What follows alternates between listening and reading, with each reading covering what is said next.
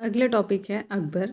अकबर का जन्म 15 अक्टूबर 1542 को अमरकोट के राजा वीरसाल के महल में हुआ था। 14 फरवरी 1556 को पंजाब में गुरुदासपुर जिले के निकट कलानौर नामक स्थान पर उसे बादशाह घोषित किया गया। इस समय उसकी आयु 14 वर्ष से कम थी। शाह अब्दुल माली ने अकबर के राज्याभिषेक में सम्मिलित होने से इनकार कर दिया था। हुमायूं इसे फर्जंद पुत्र पुकारता था। बैरम खां अकबर का संरक्षक था। अकबर ने उसे अपना वकील यानी कि वज़ीर नियुक्त किया तथा उसे खाने खाना की उपाधि से विभूषित किया। अकबर ने सर्वप्रथम कछवाहा राजपूतों से वैवाहिक संबंध स्थापित किए थे। जिस समय अकबर ख्वाजा मोइनुद्दीन चिश्ती की दरगाह की यात्रा हेतु जा रहा था तो उसे सांगानेर नामक स्थान पर 1562 ईस्वी में आमेर के राजा बिहारी मल यानी कि भारमल बादशाह की सेवा में उपस्थित हुआ। उसने अकबर की अधीनता स्वीकार की तथा उससे अपनी ज्येष्ठ पुत्री हरखाबाई यानी कि लोक प्रचलित नाम जोधाबाई का विवाह करने की इच्छा भी व्यक्त की। अकबर ने राजा का प्रस्ताव स्वीकार कर लिया तथा अजमेर से लौटते समय सांभर में उसने राजा बिहारी मल की पुत्री से विवाह किया। यह अकबर का प्रथम राजपूत कन्या से विवाह था। इस प्रकार बिहारी मल भारमल पहला राजपूत राजा था जिसने स्वेच्छा से अकबर की अधीनता स्वीकार की। इसी राजपूत राजकुमारी से शहजादे सलीम जहांगीर का जन्म हुआ।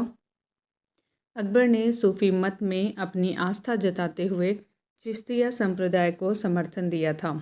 वह ख्वाजा मोइनुद्दीन चिश्ती की अजमेर स्थित दरगाह पर दर्शन हेतु अक्सर जाता था। अपनी उदार धार्मिक नीति के अंतर्गत उसने 1562 ईस्वी में दास प्रथा, 1563 ईस्वी में तीर्थयात्रा कर तथा 1564 ईस्वी में जजिया कर को समाप्त कर दिया। ये इम्पॉर्टेंट है। अपनी उदार धार्मिक नीति के अंतर्गत उसने 1562 ईस्वी में दास प्रथा, 1562 ईस्वी में दास प्रथा और उसके एक साल के बाद 1563 ईस्वी में तीर्थयात्रा कर और अगले ही साल 1564 ईस्वी में जजिया कर को समाप्त कर दिया। अपने सामाजिक सुधार के अंतर्गत उसने बाल विवाह एवं सती प्रथा को रोकने का प्रयत्न किया। उसने यह आज्ञा दी थी कि आदमी को एक ही स्त्री से विवाह करना चाहिए और वह तभी दूसरा विवाह कर सकता है जब उसकी पत्नी बंध्या हो। माहम अनगा के पुत्र अधम खां को 1562 ईस्वी में अकबर ने स्वयं मारा था क्योंकि उसने अकबर के प्रधानमंत्री अतक खां की हत्या कर दी थी। दुर्गावती गोंडवाना के हिंदू राज्य की योग्य शासिका थी। अकबर के आक्रमण 1564 ईस्वी के फलस्वरूप शत्रु से घिर जाने पर इस वीर रानी ने आत्महत्या कर ली थी। 1565 ईस्वी में मारवाड़ के शासक राव चंद्रसेन ने भाद्राजोड़ में मुगल सेनाओं का सामना किया, लेकिन चारों तरफ से घिर जाने के कारण उसे सिवाना जाना पड़ा। राव चंद्रसेन ने 1579 ईस्वी में सोजत पर अधिकार कर लिया, अतः अकबर ने पुनः सेनाएं भेजकर उस पर आक्रमण करवाया, लेकिन वह पहाड़ी क्षेत्रों में चला गया और 1581 में उसकी मृत्यु हो गई। हल्दी घाटी युद्ध के पीछे अकबर का मुख्य उद्देश्य राणा प्रताप को अपने अधीन लाना था। अकबर ने अप्रैल 1576 में मान सिंह के नेतृत्व में 5000 सैनिकों को राणा प्रताप के विरुद्ध भेजा। मान सिंह मंडलगढ़ के मार्ग से होता हुआ गोगुंडागढ़ से 14 मील दूर हल्दी घाटी दर्रे के निकट पहुंचा। राणा प्रताप भी मुगल सेना का सामना करने के लिए पहाड़ियों से उतर आए। फलतः जो युद्ध हुआ वह हल्दी घाटी युद्ध के नाम से प्रसिद्ध है, जिसमें राणा पराजित हुए और उन्हें अरावली की पहाड़ियों में शरण लेनी पड़ी। मेवाड़ राज्य ने अकबर की संप्रभुता स्वयं स्वीकार नहीं की थी। राणा प्रताप ने लंबे समय तक मुगलों से युद्ध लड़ा। राणा प्रताप की मृत्यु के बाद उनके पुत्र राणा अमर सिंह ने 1615 में जहांगीर से संधि की थी। जब शाहजादा सलीम ने विद्रोह कर इलाहाबाद, जो कि वर्तमान नाम प्रयागराज में स्वतंत्र शासक की तरह व्यवहार करना आरंभ कर दिया था, तब अकबर ने 1602 में दक्षिण से अपने मित्र अबुल फजल को बुलाया। उसी समय सलीम के इशारे से ओरछा के बुंदेला सरदार वीर सिंह देव ने मार्ग में अबुल फजल की हत्या कर दी। अकबर पहला मुस्लिम शासक था जिसने इस बात का अनुभव किया कि मुग़ल साम्राज्य की सुदृढ़ता के लिए भारत की बहुसंख्यक हिंदू जनता का सहयोग प्राप्त करना नितांत आवश्यक है। उसने हिंदू मुस्लिम समुदायों को राष्ट्रीय एकता के सूत्र में बांधने का प्रयास किया।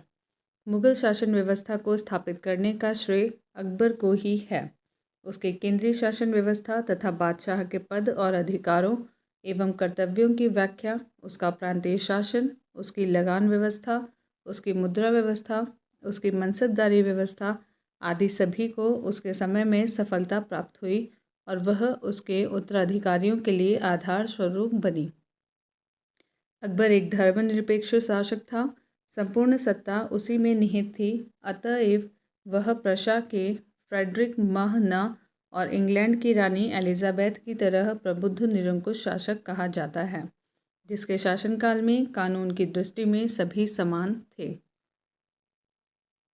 अकबर के शासनकाल में पुनर्गठित केंद्रीय प्रशासन तंत्र के अंतर्गत मीर बख्शी मुख्यतः सैन्य विभाग का प्रमुख था। मीर बख्शी मुख्यतः सैन्य विभाग का प्रमुख था। उसका कार्य सैनिकों का वेतन और सैनिक संगठन से संबंधित था। अकबर ने 1573-74 ईस्वी में घोड़ों को दागने की प्रथा का पुनः प्रचलन किया, जिससे सेनापति अपने घोड़े न बदल सकें अथवा एक घोड़े को 2 बार न प्रस्तुत कर सकें। 1575 ईस्वी में अकबर ने मनसबदारी व्यवस्था 1575 ईस्वी में मनसबदारी व्यवस्था के आधार पर सैनिक संगठित किया। मनसब शब्द का अर्थ श्रेणी या पद है तथा मनसबदार का अर्थ उस अधिकारी से था जिसे शाही सेना में एक पद या श्रेणी प्राप्त थी। अकबर की मनसबदारी व्यवस्था दशमलव प्रणाली पर आधारित थी। दीवान शब्द फारसी भाषा का शब्द है और खलीफा उमर के काल में मुसलमानों ने इसे अपनाया था। वे इसका प्रयोग खजाना विभाग के लिए करते थे। अकबर के शासनकाल में काल के 9वें वर्ष से लेकर 30वें वर्ष तक दीवान पद मुजफ्फर खां तुर्बती, राजा टोडरमल एवं ख्वाजा शाह मंसूर के हाथों आता जाता रहा। दीवान आर्थिक मामलों एवं राजस्व का सर्वोच्च अधिकारी होता था। मुग़ल मनसबदारी प्रणाली मध्य एशिया यानी कि मंगोलिया से ली गई थी। इस प्रकार का सैन्य विभाजन चंगेज खां के नेतृत्व में मंगोल सेना में किया गया था। मुग़ल बादशाह अकबर ने मनसबदारी व्यवस्था अपने शासनकाल के 19वें वर्ष 1575 ईस्वी में प्रारंभ किया था। मनसब प्राप्तकर्ता 3 वर्गों में विभक्त थे: 10 से अधिक, 500 से कम मनसबदार और 500 से 2500 तक अमीर तथा 2500 से ऊपर अमीर आजम कहलाते थे। 10 से अधिक तथा 500 से कम जो होते थे उन्हें मनसबदार कहा जाता था। 500 से 2500 तक अमीर कहा जाता था और 2500 से ऊपर अमीर आजम कहलाते थे। इसके अलावा इसे जात और सवार की दृष्टि से भी 3 श्रेणियों में बांटा गया था। अकबर के शासनकाल में भू राजस्व वसूली के लिए जाप्ती प्रणाली का प्रचलन हुआ। ये याद रखेंगे, जाप्ती प्रणाली अकबर के शासनकाल में भू राजस्व वसूली की एक प्रणाली थी जो भूमि सर्वेक्षण, भू राजस्व निर्धारण के लिए दस्तूर उल अमल तथा जाप्ती खसरे की तैयारी पर आधारित थी। टोडरमल ने भू राजस्व के क्षेत्र में ख्याति अर्जित की थी। अकबर ने अपने शासनकाल के 24वें वर्ष यानी कि 1580 ईस्वी में आईने दहशाला टोडरमल बंदोबस्त, आईने दहशाला को टोडरमल बंदोबस्त भी कहा जाता है, नामक नई कर प्रणाली को शुरू करके मुगलकालीन व्यवस्था को स्थायी स्वरूप प्रदान किया। इस प्रणाली का वास्तविक प्रणेता टोडरमल था। इसी कारण इसे टोडरमल बंदोबस्त भी कहते हैं। उस समय टोडरमल अर्थ मंत्री था और उसका मुख्य सहायक ख्वाजा शाह मंसूर था। इस प्रणाली के अंतर्गत अलग अलग फसलों के पिछले 10 वर्ष के उत्पादन और उसी समय के उनके प्रचलित मूल्यों का औसत निकालकर उस औसत का 1/3 हिस्सा राजस्व के रूप में वसूला जाता था। अकबर कालीन भू राजस्व व्यवस्था की दहशाला पद्धति को बंदोबस्त व्यवस्था के नाम से भी जाना जाता है।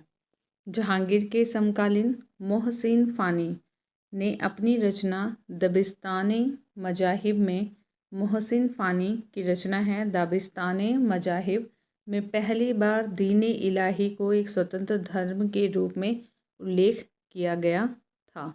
और आगे हैं, अकबर ने आगरा से लगभग 37 किलोमीटर दूर फतेहपुर सीकरी में एक राजमहल सह किले का निर्माण कराया, जिसमें जोधाबाई महल, पंचमहल, स्वर्ण महल अथवा सुनहला महल मकान, दीवाने आम, दीवाने खास, मरियम की कोठी, तुर्की सुल्तान की कोठी, बिरबल कोठी आदि प्रमुख हैं। तुर्की सुल्तान का महल इतना सुंदर है कि पर्सी ब्राउन ने उसे स्थापत्य कला का मोती कहा है।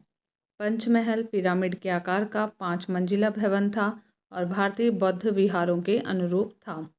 अकबर ने गुजरात विजय 1572 से 73 ईस्वी में की थी और इसके पश्चात सीकरी को फतेहपुर सीकरी कहा जाने लगा। एक वर्ग के इतिहासकारों का मत है कि गुजरात विजय के उपलक्ष्य में सम्राट अकबर ने सीकरी के बुलंद दरवाजा का निर्माण विजय स्तंभ के रूप में कराया था, जबकि पर्सी ब्राउन ने इसका निर्माण दक्षिण विजय के उपलक्ष्य में बताया है। दक्षिण विजय यानी कि 1601 ईस्वी के उपलक्ष्य में बताया है। अकबर ने 1582 ईस्वी में तौहीद इलाही या दीन इलाही की स्थापना की। अकबर ने 1582 ईस्वी में तौहीद इलाही या दीन इलाही की स्थापना की। इसके अंतर्गत अकबर ने सभी धर्मों के मूल सिद्धांतों को सम्मिलित कर इसे सर्वमान्य बनाने का प्रयास किया। दीन इलाही वास्तव में सूफी सर्वेश्वरवाद पर आधारित एक विचार पद्धति थी। इसका प्रधान पुरोहित अबुल फजल था। हिंदुओं में केवल बिरबल, जिनका असली नाम महेश दास, ने इसे स्वीकार किया था।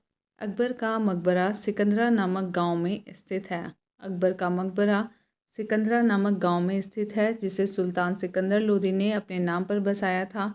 अकबर ने इसका नाम बहिश्ताबाद रखा था। इसके निर्माण की योजना अकबर ने बनवाई थी, किंतु जहांगीर ने 1613 ईस्वी में इसे पूर्ण करवाया था। यह मकबरा 5 मंजिला है। इसकी मुख्य विशेषता इसका गुंबद विहीन होना है। अकबर ने अपने राजकवि फैजी की अध्यक्षता में एक अनुवाद विभाग की स्थापना की थी। अकबर के आदेश से महाभारत के विभिन्न भागों का रज़्मनामा नाम से फ़ारसी में अनुवाद नकीब खां, बदायूनी तथा फैज़ी आदि विभिन्न विद्वानों के सम्मिलित प्रयत्नों से किया गया। महाभारत के विभिन्न भागों का रज़्मनामा नाम से फ़ारसी में अनुवाद किया गया। इसमें नकीब खान, बदायूनी और फैज़ी आदि विभिन्न विद्वानों के सम्मिलित प्रयत्नों से किया गया। इसके अतिरिक्त बदायूनी ने रामायण का, फैज़ी ने लीलावती का तथा अबुल फजल ने कालिया दमन का फ़ारसी में अनुवाद किया।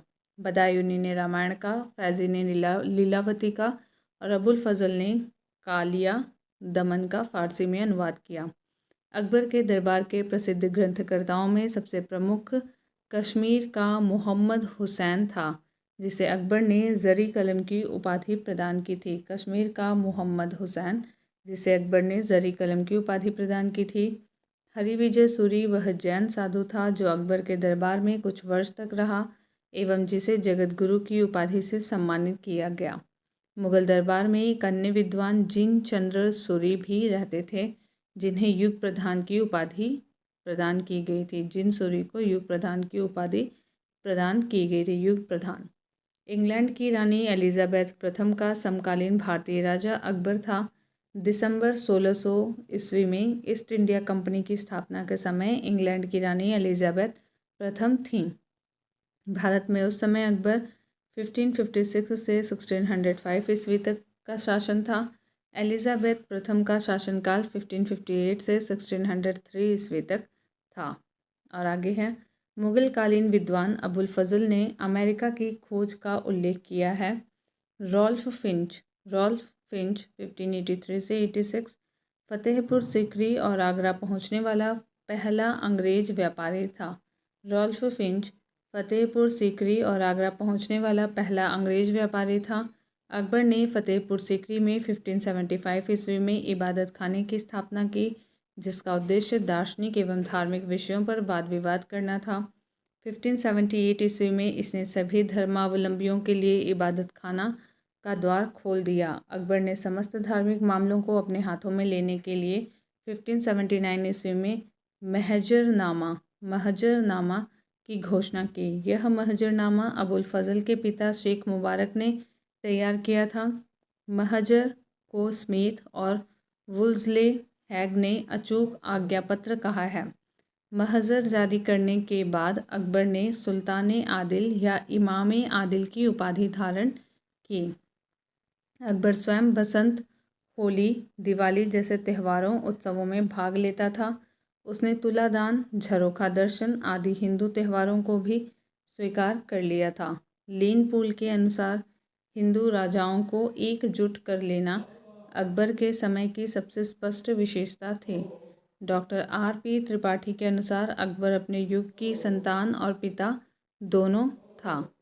इनसे संबंधित प्रश्न कोश।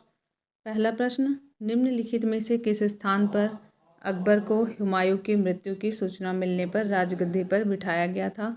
तो इसका उत्तर है काला नौर, ऑप्शन डी। हुमायूं की मृत्यु के अवसर पर अकबर पंजाब में सिकंदर सूर के विरुद्ध युद्ध में व्यस्त था। उस अवसर पर बैरम खां उसके संरक्षक के रूप में कार्य कर रहा था। हुमायूं की मृत्यु की सूचना मिलने पर पंजाब में गुरुदासपुर जिले के निकट कलानौर नामक स्थान पर 14 फरवरी 1556 को अकबर को मुगल बादशाह घोषित किया गया। उस समय अकबर की आयु 14 वर्ष से कम की थी। प्रश्न संख्या दूसरी, हल्दी घाटी के युद्ध के पीछे अकबर का मुख्य उद्देश्य था राणा प्रताप को अपने अधीन लाना, ऑप्शन ए। हल्दी घाटी युद्ध के पीछे अकबर का मुख्य उद्देश्य राणा प्रताप को अपने अधीन लाना था। अकबर ने अप्रैल 1576 में मान सिंह के नेतृत्व में 5000 सैनिकों को राणा प्रताप के विरुद्ध भेजा। मान सिंह मंडलगढ़ के मार्ग से होता हुआ गोगुंडा गढ़ से 14 मील दूर हल्दी घाटी दर्रे के निकट पहुंचा। राणा प्रताप भी मुगल सेना का सामना करने के लिए पहाड़ियों से उतर आए। फलतः जो युद्ध हुआ वह हल्दी घाटी युद्ध के नाम से प्रसिद्ध है, जिसमें राणा पराजित हुए और उन्हें अरावली की पहाड़ियों में शरण लेनी पड़ी। क्वेश्चन नंबर 3, हल्दी घाटी का युद्ध किस वर्ष में हुआ था? तो ये 1576 में हुआ था, ऑप्शन बी यहाँ पे सही है। क्वेश्चन नंबर 4, हल्दी घाटी के युद्ध में महाराणा प्रताप की सेना के सेनापति कौन थे? तो ये हकीम खान थे, ऑप्शन सी।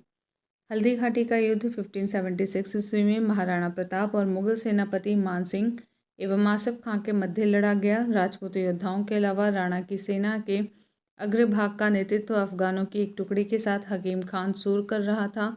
राणा की सेना में भीलों की भी एक छोटी सी टुकड़ी शामिल थी। यह राणा की मुगलों के साथ आमने सामने की आखिरी मुठभेड़ थी। आगे उसने छापामार युद्ध का सहारा लिया। क्वेश्चन नंबर 5, हल्दी घाटी के युद्ध में महाराणा प्रताप के अलावा राजपूत सेना का सेनापति कौन था? तो ये हकीम सूर था, ऑप्शन बी। अगला प्रश्न, हल्दी घाटी के युद्ध में महाराणा प्रताप की राजपूत सेना का सेनापति कौन था? तो ये हकीम खान सूर थे, ऑप्शन बी। क्वेश्चन नंबर 7, दिए गए मानचित्र में छायांकित भाग एक कलाविधि विशेष में अकबर के साम्राज्य को दर्शाता है। ए स्वतंत्र देश का परिचायक है और बी एक नगर की स्थिति दिखाता है। निम्नलिखित में से कौन सा विकल्प पूरी सही जानकारी देता है? तो ये मैप है, एक बार इसे ध्यान से देख लीजिए। ये ऑप्शंस हैं और यहाँ पे ऑप्शन डी सही है। तो जो ए है वो गोंडवाना दिखाता है और जो बी है वो लाहौर को दिखाता है। उपर्युक्त मानचित्र 1605 ईस्वी में अकबर के साम्राज्य को दर्शाता है एवं इसमें ए संकेत से गोंडवाना राज्य चिन्हित है जो कि अकबर के राज्य से बाहर था, एवं संकेत बी से लाहौर चिन्हित है। क्वेश्चन नंबर 8, अकबर ने सर्वप्रथम वैवाहिक संबंध राजपूतों के जिस गृह से स्थापित किए थे वो थे कछवाहों से, ऑप्शन बी। एक्सप्लेनेशन है इसका। अकबर ने सर्वप्रथम कछवाहा राजपूतों से वैवाहिक संबंध स्थापित किए थे। जिस समय अकबर ख्वाजा मोइनुद्दीन चिश्ती की दरगाह की यात्रा हेतु जा रहा था तो सांगानेर नामक स्थान पर 1562 ईस्वी में आमेर का राजा बिहारीमल यानी कि भारमल बादशाह की सेवा में उपस्थित हुआ। उसने अकबर की अधीनता स्वीकार की और उससे अपनी ज्येष्ठ पुत्री हरखाबाई यानी कि लोक प्रचलित नाम है जोधाबाई का विवाह करने की इच्छा भी व्यक्त की। अकबर ने राजा का प्रस्ताव स्वीकार कर लिया तथा अजमेर से लौटते समय सांभर में उसने राजा बिहारी मल की पुत्री से विवाह किया। यह अकबर का प्रथम राजपूत कन्या से विवाह था। क्वेश्चन नंबर 9, निम्नलिखित में से किस परिवार ने सर्वप्रथम अकबर के साथ वैवाहिक संबंध स्थापित किए थे? तो ये थे Kachhwaha, option C. Question number 10, किस चिश्ती संत के दरगाह पर अकबर दर्शन हेतु अधिक जाता था? तो ये है मोइनुद्दीन चिश्ती, ऑप्शन ए। अकबर ने सूफी मत में अपनी आस्था जताते हुए चिश्तिया संप्रदाय को समर्थन दिया था। वह ख्वाजा मोइनुद्दीन चिश्ती की अजमेर स्थित दरगाह पर दर्शन हेतु अक्सर जाता था। इसके अतिरिक्त वह समकालीन सूफी संत शेख सलीम चिश्ती के दर्शन हेतु अक्सर सीकरी भी जाया करता था। क्वेश्चन नंबर 11, निम्नलिखित में से किसे अकबर ने स्वयं मारा था? तो ये अधम खां को मारा था, ऑप्शन ए। माहम अनगा के पुत्र अधम खां को अकबर ने स्वयं मारा था क्योंकि उसने अकबर के प्रधानमंत्री अतक खां की हत्या कर दी थी। क्वेश्चन नंबर 12, राजपूताना के निम्न राज्यों में से किस एक ने अकबर की संप्रभुता स्वयं स्वीकार नहीं की थी? तो ये था मेवाड़, ऑप्शन बी। मेवाड़ राज्य ने अकबर की संप्रभुता स्वीकार नहीं की थी। वहाँ के शासक राणा प्रताप ने लंबे समय तक मुगलों से युद्ध लड़ा। राणा प्रताप की मृत्यु के बाद उनके पुत्र राणा अमर सिंह ने 1615 ईस्वी में जहांगीर से संधि की थी। अगला है क्वेश्चन नंबर 13, किस राजपूत शासक ने मुगलों के विरुद्ध निरंतर स्वतंत्रता का संघर्ष जारी रखा और समर्पण नहीं किया? तो ये है मारवाड़ के राव चंद्र सेन, ऑप्शन बी। 1565 ईस्वी में मारवाड़ के शासक राव चंद्र सेन ने भाद्राजोड़ में मुगल सेनाओं का सामना किया, लेकिन चारों तरफ से घिर जाने के कारण उसे सिवाना जाना पड़ा। मुगल सेना ने उसे ढूंढने के लिए अनेक प्रयास किए। उसके उपरांत राव चंद्र सेन ने सोजत पर अधिकार कर लिया। अतः अकबर ने पुनः सेनाएं भेजकर उस पर आक्रमण करवाया, लेकिन वह पहाड़ी क्षेत्रों में चला गया और 1581 में उसकी मृत्यु हो गई।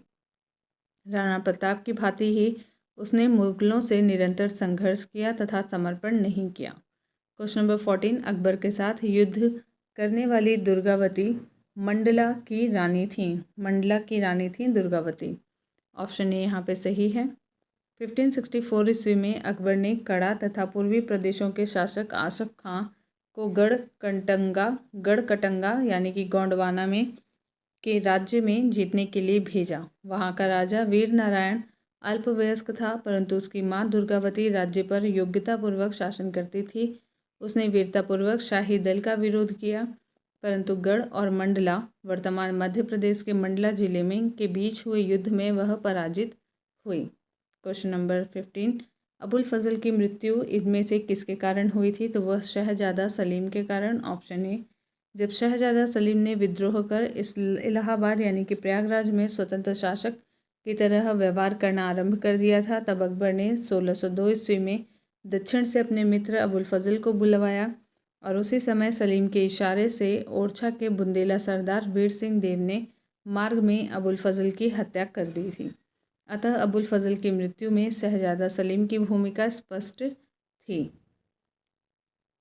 क्वेश्चन नंबर 16, निम्न तथ्यों में से कौन तथ्य ऐसा है जो अकबर को राष्ट्रीय सम्राट सिद्ध करने में सहायक नहीं है? तो अकबर ने इस्लाम धर्म को त्याग दिया था, ये सहायक नहीं है। प्रशासकीय एकता और कानूनों की एकरूपता सही है। अकबर द्वारा सांस्कृतिक एकता का प्रयत्न और अकबर की धार्मिक नीति, तो यहाँ पे ऑप्शन जो ए है वो सहायक नहीं है। अकबर पहला मुस्लिम शासक था जिसने इस बात का अनुभव किया कि मुगल साम्राज्य की सुदृढ़ता के लिए भारत की बहुसंख्यक हिंदू जनता का सहयोग प्राप्त करना नितांत आवश्यक है। उसने हिंदू मुस्लिम समुदायों को राष्ट्रीय एकता के सूत्र में बांधने का प्रयास किया। अकबर का भारत को राजनीतिक एकता प्रदान करने का प्रयत्न उसकी समान शासन व्यवस्था, समान अर्थ एवं लगान व्यवस्था, समान कर व्यवस्था, सभी को योग्यता के आधार पर राज्य की सेवाओं में उच्चतम स्थान प्राप्त करने की सुविधा, राजपूतों से विवाह संबंध और सम्मान की नीति, सभी धर्मों को समान सुविधा, आदर तथा धार्मिक दृष्टि से एकता लाने का प्रयत्न, सभी भाषाओं की प्रगति में सहयोग, विभिन्न ललित कलाओं की प्रगति तथा उनकी कला विधियों के समन्वय का प्रयत्न, सांस्कृतिक एकता का प्रयत्न आदि सभी ऐसे कार्य थे जो राष्ट्रीय हित और प्रगति के आधार पर किए गए थे। इस कारण अकबर को राष्ट्रीय सम्राट स्वीकार किया गया। अकबर ने इस्लाम धर्म का त्याग नहीं किया था। क्वेश्चन नंबर 17, अकबर की लोकप्रियता के कारण थे, तो यहाँ पे मनसबदारी प्रथा, धार्मिक नीति, भू राजस्व व्यवस्था और सामाजिक सुधार चारों ही थे। तो ऑप्शन डी यहाँ पे सही है। मुगल शासन व्यवस्था को स्थापित करने का श्रेय अकबर को ही है। उसकी केंद्रीय शासन व्यवस्था, बादशाह के पद और अधिकारों एवं कर्तव्यों की व्याख्या, उसका प्रांतीय शासन, उसकी लगान व्यवस्था, उसकी मुद्रा व्यवस्था, उसकी मनसबदारी व्यवस्था आदि सभी को उसके समय में सफलता प्राप्त हुई और वह उसके उत्तराधिकारियों के लिए आधार स्वरूप बनी। अकबर प्रथम मुस्लिम शासक था जिसने हिंदू और मुसलमानों को निकट लाने का प्रयास किया। अपनी उदार नीति के अंतर्गत उसने 1562 ईस्वी में दास प्रथा, 1563 ईस्वी में तीर्थ यात्रा कर तथा 1564 ईस्वी में जजिया कर को समाप्त कर दिया। अपने सामाजिक सुधार के अंतर्गत उसने बाल विवाह एवं सती प्रथा को रोकने का प्रयत्न किया। अतः अकबर की लोकप्रियता के कारणों में उपर्युक्त चारों बिंदुओं को सम्मिलित किया जा सकता है। क्वेश्चन नंबर 18, निम्नलिखित में से किस मुस्लिम शासक ने तीर्थ यात्रा कर समाप्त कर दिया था? तो ये था Akbar, option D. Question number 19, निम्नलिखित बादशाहों में से किसको एक प्रबुद्ध निरंकुश कहा जा सकता है? तो वो है अकबर। अकबर एक महान शासक था जिसका साम्राज्य अफगानिस्तान, कश्मीर से लेकर गोदावरी नदी के किनारे तक विस्तृत था। वह एक धर्मनिरपेक्ष शासक था। संपूर्ण सत्ता उसी में निहित थी। अतएव वह प्रशा के फ्रेडरिक महान और इंग्लैंड की रानी एलिजाबेथ प्रथम की तरह प्रबुद्ध निरंकुश शासक कहा जाता है, जिसके शासनकाल में कानून की दृष्टि में भी सभी समान थे। क्वेश्चन नंबर 20, निम्नलिखित घटनाओं पर विचार कीजिए तथा उनको कालक्रमानुसार व्यवस्थित कीजिए। तो एक बार आप इसे ध्यान से देख लीजिए। अम्बेर की राजकुमारी से अकबर का विवाह, तुकारोई का युद्ध, मालवा पर मुगल आक्रमण और उड़ीसा पर कर रानी की विजय। इनका सही क्रम बताना है। तो यहाँ सही क्रम 3142 है, यानी कि मालवा पर मुगल आक्रमण, उसके बाद होता है अम्बेर की राजकुमारी से अकबर का विवाह, उसके बाद उड़ीसा पर कर रानी का विजय और उसके बाद तुकारोई का युद्ध। तो एक बार एक्सप्लेनेशन देख लेते हैं। ऑप्शन डी यहाँ पे सही है।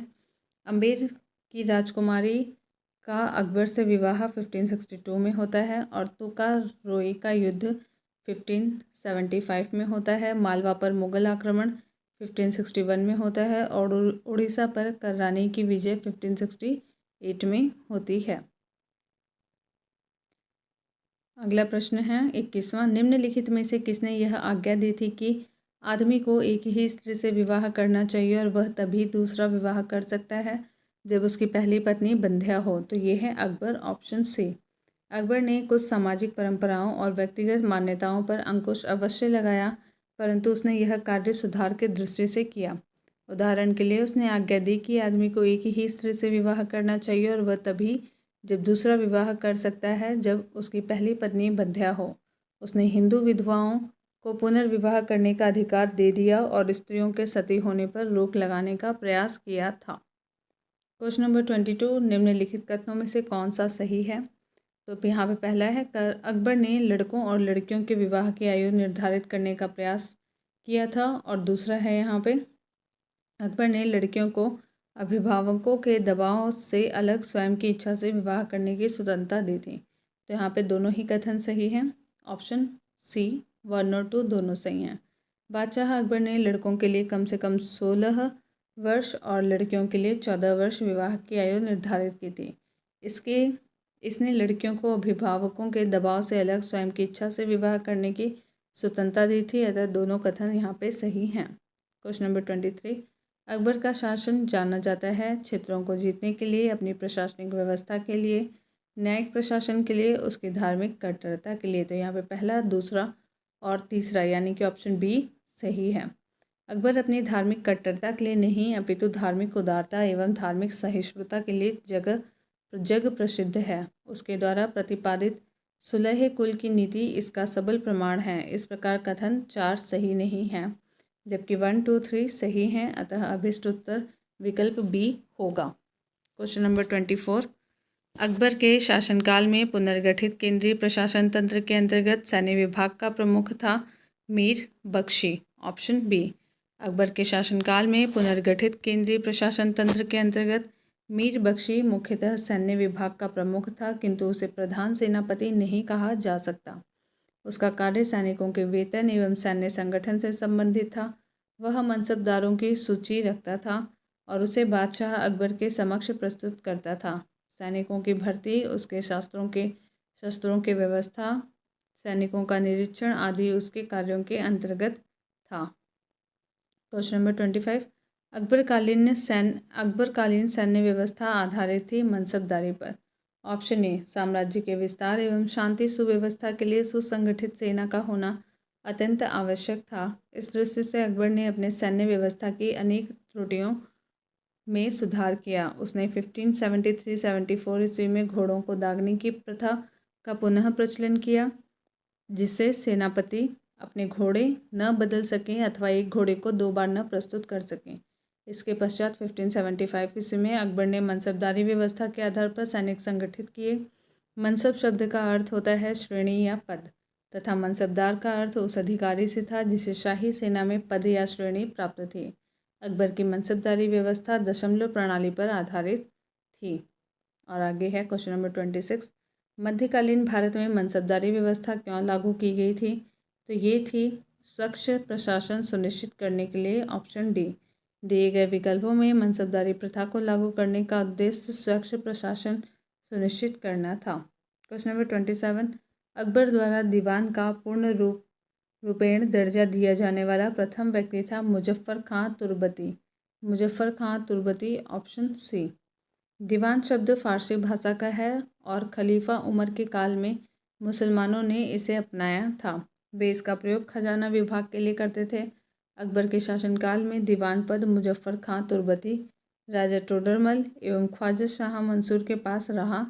अकबर द्वारा दीवान का पूर्ण रूपेण दर्जा दिए जाने वाला प्रथम व्यक्ति मुजफ्फर खां तुर्बती था। दीवान आर्थिक मामलों एवं राजस्व विभाग का सर्वोच्च अधिकारी होता था। Question number 28। अकबर ने जिस मनसबदारी प्रणाली को लागू किया वह किस देश में प्रचलित प्रणाली से उधार ली गई थी? तो वो मंगोलिया से उधार ली गई थी। Option C. मुगल मनसबदारी प्रणाली मध्य एशिया यानी मंगोलिया से ले ली गई थी। इस प्रकार का सैन्य विभाजन चंगेज खां के नेतृत्व में मंगोल सेना में किया गया था।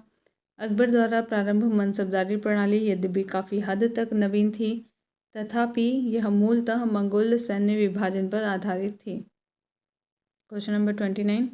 कथन दिया है अकबर के काल में हर 10 घुड़सवार सैनिकों के लिए मनसबदारों के 20 घोड़ों का रखरखाव करना पड़ता था।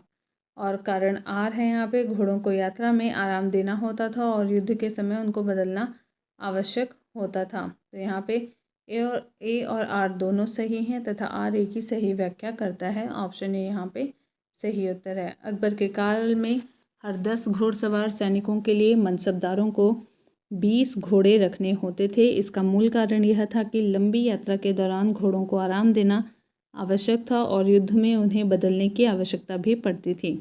इस प्रकार कथन और कारण दोनों सही है तथा कारण कथन की सही व्याख्या है। Question number 30। जाप्ती प्रणाली किसकी उपज थी? तो ये अकबर की थी। Option D. अकबर के शासनकाल में भू राजस्व वसूली के लिए जाप्ती प्रणाली का प्रचलन हुआ, जो भूमि सर्वेक्षण, भू राजस्व निर्धारण के लिए दस्तूर उल अमल तथा जाप्ती खसरे पर आधारित थी। साम्राज्य के अधिकतर भूभाग में यही प्रणाली प्रचलित थी। Question number 31। टोडरमल ने किस क्षेत्र में ख्याति अर्जित की थी? तो ये भू राजस्व के क्षेत्र में। Option B. टोडरमल ने भू राजस्व के क्षेत्र में ख्याति अर्जित की थी। अकबर ने अपने शासन के 24वें वर्ष 1580 में आईन दहशाला टोडरमल बंदोबस्त नामक नई कर प्रणाली को शुरू करके मुगल कालीन व्यवस्था को स्थायी स्वरूप प्रदान किया। इस प्रणाली का वास्तविक प्रणेता टोडरमल था। इसी कारण इसे टोडरमल बंदोबस्त भी कहते हैं। उस समय टोडरमल वित्त मंत्री था। इस प्रणाली के अंतर्गत अलग अलग फसलों के पिछले 10 वर्ष के उत्पादन और उसी समय के उनके प्रचलित मूल्यों का औसत निकालकर उस औसत का 1/3 हिस्सा भू राजस्व के रूप में वसूला जाता था। क्वेश्चन नंबर 32, इनमें से किस कर व्यवस्था को बंदोबस्त व्यवस्था के नाम से भी जाना जाता है? तो ये है दहसाला। दहसाला ऑप्शन बी। अकबरकालीन भू राजस्व व्यवस्था की दहशाला पद्धति को बंदोबस्त व्यवस्था के नाम से भी जाना जाता है। क्वेश्चन नंबर 33, टोडरमल संबंधित थे? तो ये मालगुजारी सुधारों से संबंधित थे। Option B. अकबर द्वारा भू राजस्व व्यवस्था के पुनर्निर्धारण हेतु मुजफ्फर खां तुर्बती और राजा टोडरमल को अर्थमंत्री के पद पर नियुक्त किया गया। राजा टोडरमल ने अलग अलग फसलों पर नकद के रूप में वसूल की जाने वाली लगान राशि का 1571 से 1580 ईस्वी के मध्य लगभग 10 वर्ष का औसत निकालकर उस औसत का 1/3 भू राजस्व के रूप में निश्चित किया था, जिसे दहशाला मालगुजारी व्यवस्था कहा गया। आईने दहशाला व्यवस्था को टोडरमल बंदोबस्त भी कहा जाता था। क्वेश्चन नंबर 34, मुगल सम्राट अकबर से संबंधित निम्नलिखित कथनों पर विचार कीजिए, सही उत्तर चुनिए। तो यहाँ पे 4 कथन दिए गए हैं और इनमें से पूछा गया है कि कौन सा सही है। तानसेन रामबली पांडे को मुगल सम्राट अकबर द्वारा प्रदान की गई पदवी थी। दूसरा, अकबर का विवाह राजा मान सिंह की बहन के साथ हुआ था। तीसरा, अबुल फजल आईने अकबरी के लेखक थे। और चौथा, राजा टोडरमल अकबर की सेना के प्रधान सेनापति थे। तो यहाँ पे कथन तीसरा जो है वो सही है। केवल कथन तीसरा यहाँ पे जो है वो सही है, ऑप्शन सी। एक्सप्लेनेशन देखते हैं। तानसेन का मूल नाम रामतनु पांडे था। रामतनु पांडे, उन्हें तानसेन नाम उपाधि ग्वालियर या रीवा के राजा ने दी थी। अकबर ने तानसेन को मियाँ की उपाधि दी थी। राजा मान सिंह की बहन मानबाई का विवाह सलीम यानी कि जहांगीर से हुआ था, न कि अकबर से। आईने अकबरी के लेखक अबुल फजल थे। राजा टोडरमल दीवान वित्त मंत्री थे, न कि सेनापति। अतः केवल कथन तीसरा सही है। क्वेश्चन नंबर 35, भू राजस्व प्रशासन के क्षेत्र में शेर शाह एवं अकबर के मध्य निम्नलिखित में से कौन सा नैरंतर्य की कड़ी थी? तो ये है टोडरमल, ऑप्शन बी। इतिहास प्रसिद्ध टोडरमल को भू राजस्व प्रशासन की दृष्टि से विशेष सम्मान प्राप्त है। अकबर के द्वारा ही आईने दहशाला यानी कि टोडरमल बंदोबस्त की शुरुआत की गई थी। इस प्रणाली के प्रणेता टोडरमल ही थे। ख्वाजा शाह मंसूर और मुजफ्फर खां तुर्बती से भी इसमें मदद मिली थी। अतएव इसे टोडरमल बंदोबस्त के नाम से जाना जाता है। क्वेश्चन नंबर 36, अकबर काल में भू राजस्व व्यवस्था की एक प्रसिद्ध नीति आईने दहशाला पद्धति किसके द्वारा निर्मित की गई थी? तो ये है Todarmal, option C. Question number 37, Akbar ने दीन-ए इलाही किस वर्ष में प्रारंभ की थी? तो ये 1582 में प्रारंभ की थी, ऑप्शन डी। अकबर ने 1582 ईस्वी में तौहीद-ए इलाही या दीन-ए इलाही की स्थापना की। इसके अंतर्गत अकबर ने सभी धर्मों के मूल सिद्धांतों को सम्मिलित कर इसे सर्वमान्य बनाने का प्रयास किया। दीन-ए इलाही वास्तव में सूफी सर्वेश्वरवाद पर आधारित एक विचार पद्धति थी। इसका प्रधान पुरोहित अबुल फजल था। हिंदुओं में केवल बिरबल ने इसे स्वीकार किया था। दीन-ए इलाही का प्रचार किस शासक ने किया था? तो ये अकबर ने किया था, ऑप्शन बी यहाँ पे सही उत्तर है। क्वेश्चन नंबर 39, दीन-ए इलाही किसके द्वारा प्रारंभ किया गया था? तो ये अकबर के द्वारा प्रारंभ किया गया था, ऑप्शन बी। क्वेश्चन नंबर 40, किस इतिहासकार ने दीन-ए इलाही को एक धर्म कहा था? तो यहाँ पे इनमें से कोई भी नहीं है, यानी कि अबुल फजल भी नहीं, निज़ामुद्दीन भी नहीं और अब्दुल कादिर बदायूनी भी नहीं। ऑप्शन डी यहाँ पे होगा, कोई भी नहीं। देखते हैं कौन है। अकबर द्वारा प्रवर्तित दीन-ए इलाही कोई धर्म नहीं था, अपितु एक विचार पद्धति थी जिसके नियम सर्वधर्म समभाव पर आधारित थे। जहांगीर के समकालीन मोहसिन फ़ानी ने अपनी रचना दबिस्तान-ए मजाहिब में पहली बार दीन-ए इलाही का एक स्वतंत्र धर्म के रूप में उल्लेख किया था। क्वेश्चन नंबर 41, इबादत खाने का निर्माण किसने करवाया था? तो इसे अकबर ने कराया था, ऑप्शन सी। बादशाह अकबर ने धार्मिक चर्चा एवं विचार विमर्श के लिए 1575 ईस्वी में फतेहपुर सीकरी में एक इबादत खाने के निर्माण का आदेश दिया। इबादत खाना में बादशाह की अध्यक्षता में सैयद शेख एवं उलेमा धार्मिक चर्चा किया करते थे। 1578 ईस्वी में अकबर ने सभी धर्मावलंबियों के लिए इबादत खाना का द्वार खोल दिया। अकबर ने समस्त धार्मिक मामलों को अपने हाथों में लेने के लिए 1579 ईस्वी में महजरनामा जारी करवाया, जिसने उसे धर्म के मामलों में सर्वोच्च बना दिया। महजर को स्मिथ और वुल्सले हैग ने अचूक आज्ञापत्र कहा है। महजर जारी करने के बाद अकबर ने सुल्तान आदिल या इमाम आदिल की उपाधि धारण की। स्मिथ महोदय ने कहा था कि दीन इलाही अकबर की मूर्खता का स्मारक है, उसकी बुद्धिमत्ता का नहीं। क्वेश्चन नंबर 42, फतेहपुर सीकरी का इबादत खाना क्या था? तो ये वह भवन जिसमें विभिन्न धर्मों के विद्वानों के साथ अकबर चर्चा करता था। Option C. क्वेश्चन नंबर 43, निम्नलिखित इमारतों में से कौन सी इमारत शान फतेहपुर कही जाती है? तो ये है C option, Jama Masjid. Jama Masjid. Question number 43 का एक्सप्लेनेशन। मुगल बादशाह अकबर द्वारा बसाए गए शहर Fatehpur Sikri city of victory को वर्ष 1986 में यूनेस्को की विश्व धरोहर स्थल सूची में शामिल किया गया। उत्तर प्रदेश में स्थित फतेहपुर सीकरी 1571 से 1585 ईस्वी तक मुगल साम्राज्य की राजधानी रही। फतेहपुर सीकरी में मुगल वास्तुकला के स्मारक जैसे जामा मस्जिद, बुलंद दरवाज़ा, पंचमहल, शेख सलीम चिश्ती का मकबरा आदि शामिल हैं। यहाँ स्थित जामा मस्जिद को शान फतेहपुर या शान सीकरी के नाम से भी जाना जाता है। क्वेश्चन नंबर 44, कौन सा स्मारक फतेहपुर सीकरी में नहीं है? तो ये अकबरी महल नहीं है। Option D. अकबर ने आगरा से लगभग 37 किलोमीटर दूर फतेहपुर सीकरी में एक राजमहल सह किले का निर्माण आरंभ करवाया था। एक विशाल कृत्रिम झील से युक्त पहाड़ी पर बने इस किले में गुजरात और बंगाल की शैलियों में निर्मित कई इमारतें शामिल थीं। इनमें जोधाबाई महल, पंचमहल, मरियम महल, स्वर्ण महल, दीवाने आम, दीवाने खास, बिरबल कोठी आदि प्रमुख हैं। अकबरी महल आगरा के किले में स्थित है। अगला प्रश्न 45, दिल्ली में कौन सा ऐतिहासिक स्मारक भारतीय तथा फारसी वास्तुकला शैली का उदाहरण है? तो ये है हुमायूं का मकबरा। Option C. हुमायूं का मकबरा दिल्ली में स्थित है, जो हुमायूं की पत्नी के संरक्षण में निर्मित हुआ तथा मीरक मिर्जा गियास इसके वास्तुकार थे। यह मकबरा भारतीय तथा फारसी वास्तुकला शैली का उदाहरण है। क्वेश्चन नंबर 46, सुलह कुल का सिद्धांत किसके द्वारा प्रतिपादित किया गया था? तो ये अकबर के द्वारा प्रतिपादित किया गया था। Option B. अकबर की धार्मिक नीति का मूल्य उद्देश्य सार्वभौमिक सहिष्णुता था। इसे सुलह कुल की नीति अर्थात सभी के लिए शांतिपूर्ण व्यवहार का सिद्धांत भी कहा जाता था। अकबर ने इस्लामी सिद्धांत के स्थान पर सुलह कुल की नीति अपनाई। 1582 ईस्वी में उसने सभी धर्मों में सामंजस्य स्थापित करने के लिए तौहीद इलाही या दीन इलाही नामक एक नया पंथ प्रवर्तित किया। अकबर की सुलह कुल की नीति राजनीतिक उदारता तथा धार्मिक सहनशीलता के साथ साथ उसके उदारवादी सांस्कृतिक दृष्टिकोण को प्रदर्शित करती है।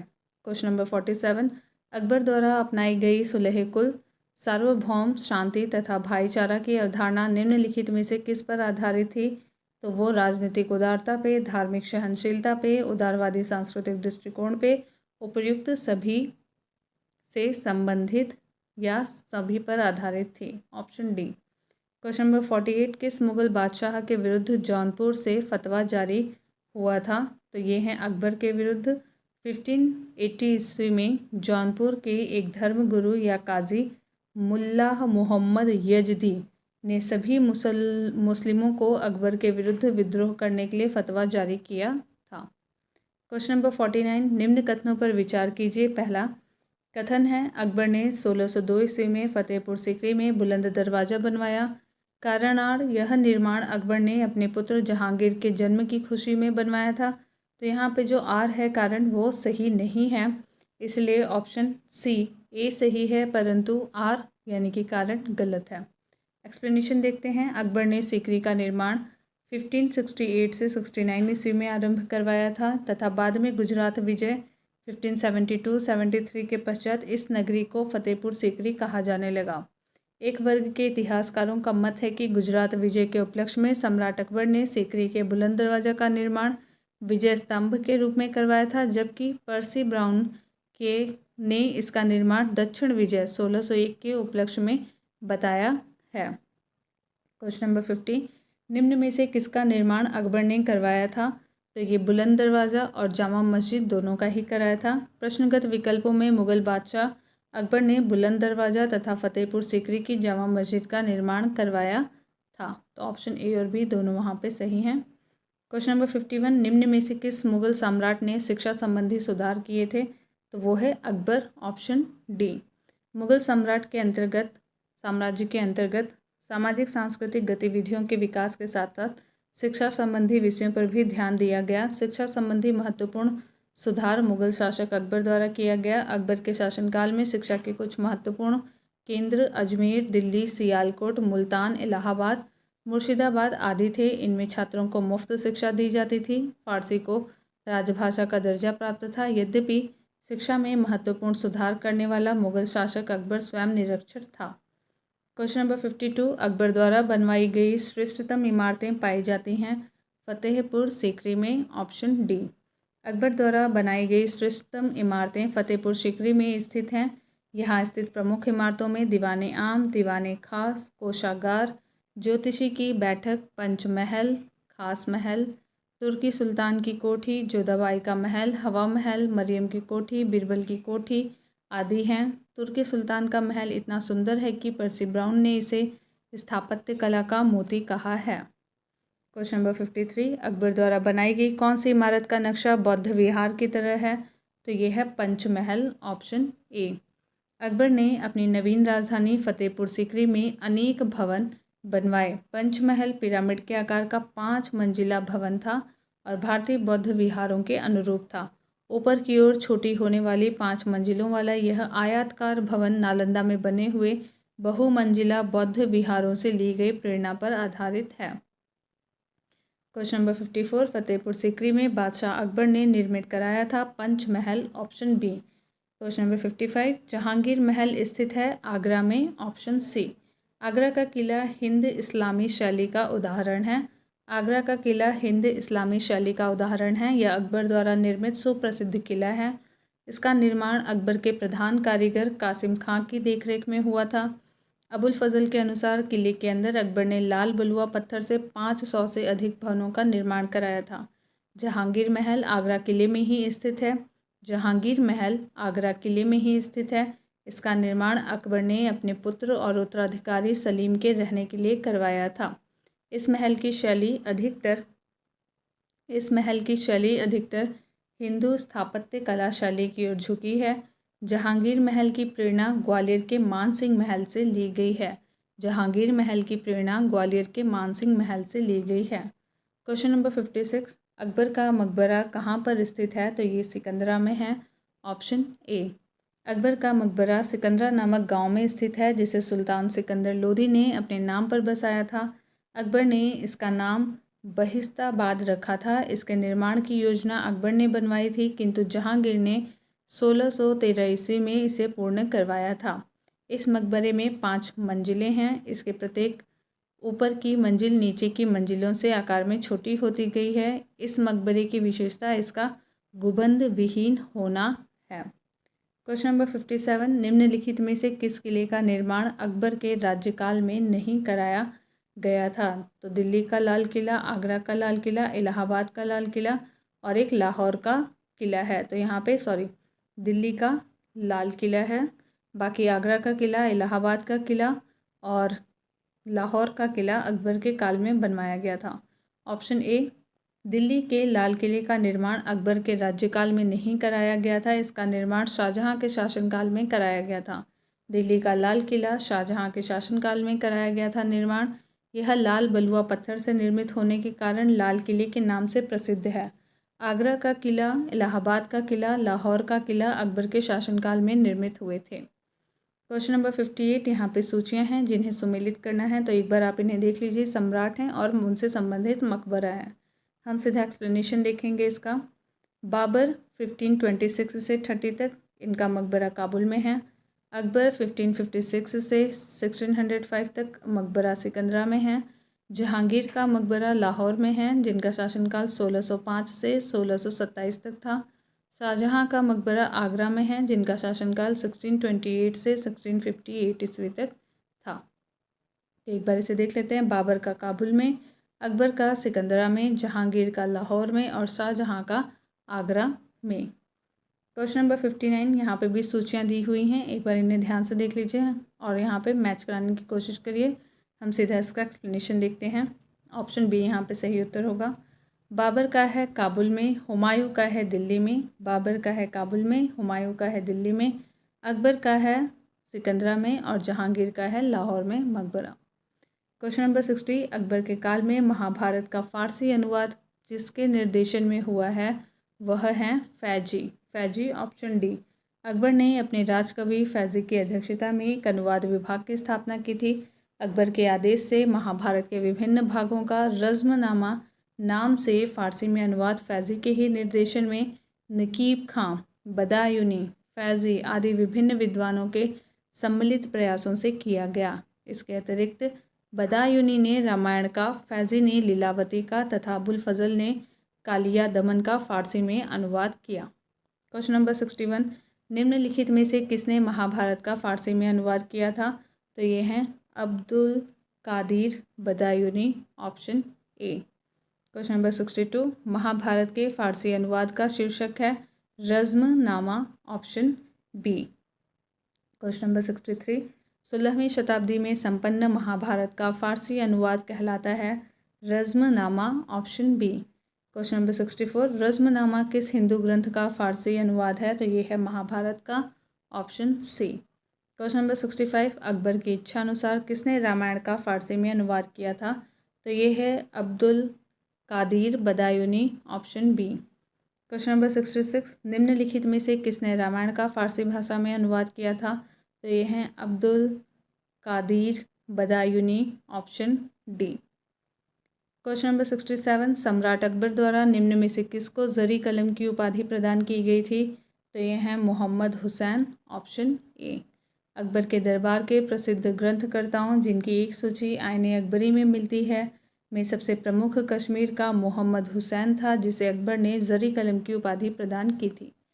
क्वेश्चन नंबर 68, जैन साधु जो अकबर के दरबार में कुछ वर्ष रहा और जिसे जगत गुरु की उपाधि से सम्मानित किया गया वह थे हरिविजय सूरी, ऑप्शन बी। हरिविजय सूरी ही वह जैन साधु था जो अकबर के दरबार में कुछ वर्ष तक रहा और जिसे जगत गुरु की उपाधि से सम्मानित किया गया। 1582 में अकबर ने उक्त जैनाचार्य को जैन सिद्धांतों को समझने की इच्छा आहूत किया था। इनसे प्रभावित होकर अकबर ने कुछ दिनों के लिए मांस भक्षण बंद कर दिया था एवं पशु पक्षियों के वध पर भी रोक लगा दी थी। मुगल दरबार में एक अन्य जैन विद्वान जिन चंद्र सूरी भी रहते थे जिन्हें युग प्रधान की उपाधि प्रदान की गई थी। क्वेश्चन नंबर 69, वह प्रसिद्ध जैन आचार्य कौन थे जिनको अकबर ने बहुत सम्मानित किया था? तो वो हैं Harivijay Suri, option B. Question number 70, Mughal सम्राट अकबर के समय का प्रसिद्ध चित्रकार थे दसवंत, ऑप्शन बी।